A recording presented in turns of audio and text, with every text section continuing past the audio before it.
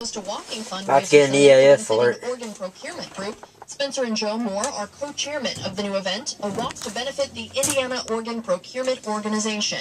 The goal of the Sunday walk is to raise $15,000 for scholarships and marketing. More than 175 walkers are expected along the downtown canal. Well, if you've driven downtown this spring, you've probably noticed all the road construction work and congestion.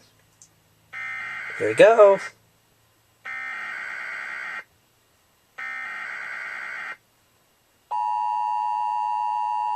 Love that sound.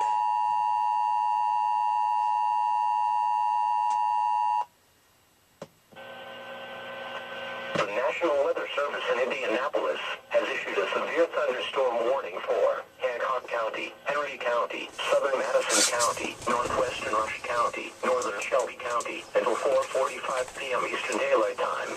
At 3:57 p.m. Eastern Daylight Time, National Weather Service Doppler radar indicated a severe thunderstorm capable of producing quarter-size hail and damaging winds in excess of 60 miles per hour. This storm was located 9 miles south of Greenfield, or 10 miles north of Shelbyville, and moving northeast at 30 miles per hour.